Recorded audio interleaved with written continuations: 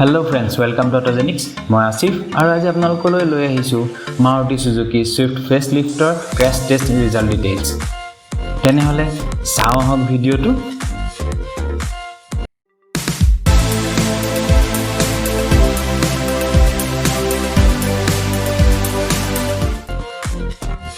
আপোনালোকে যেহেতু জানে Maruti Suzuki Swiftৰ নিউ জেনাৰেশ্যন 2018ত লঞ্চ কৰা হৈছিল আৰু তেতিয়া গ্লোবেল NCAPৰ দ্বাৰা ক্ৰেশ টেষ্ট কৰা হৈছিল আৰু তাত সুইফটে এটা এভাৰেজ স্কোৰ কৰিছিল এটা অকুপেন্টৰ ক্ষেত্ৰত 2 আউট অফ 5 ষ্টাৰ স্কোৰ কৰিছিল আৰু চাইল্ড অকুপেন্টৰ ক্ষেত্ৰত 2 আউট অফ 5 ষ্টাৰ স্কোৰ কৰিছিল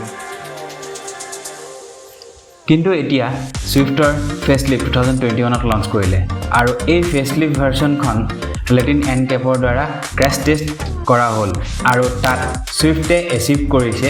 15.53% মানে 6.21 পইণ্ট স্কোৰ কৰিছে এডাল্ট সেফটিৰ ক্ষেত্ৰত 0% মানে 0 পইণ্ট স্কোৰ কৰিছে চাইল্ড সেফটিৰ ক্ষেত্ৰত আৰু 66.07% মানে 31.71 পইণ্ট স্কোৰ কৰিছে সেফটি এসিস্টেন্ট সিস্টেমৰ ওপৰত Overall Swift faceliftখনে 0 star স্কোৰ কৰিছে Latin NCAPত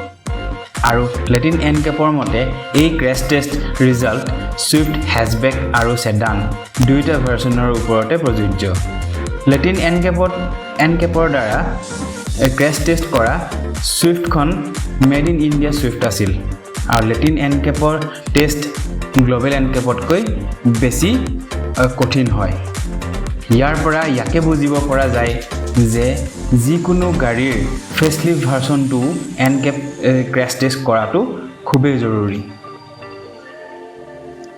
বৰ্তমান Maruti Suzuki গাড়ীবিলাকৰ বিল্ড কোৱালিটি দিনক দিনে বেয়া হৈ আহিছে তাকে চাই আপোনালোকে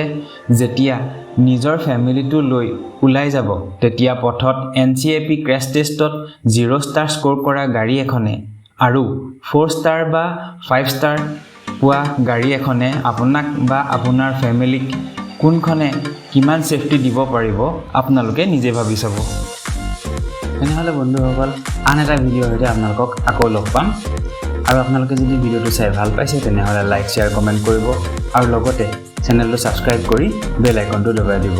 আপোনালোকৰ মূল্যৱান সময় দি ভিডিওটো চোৱাৰ বাবে ধন্যবাদ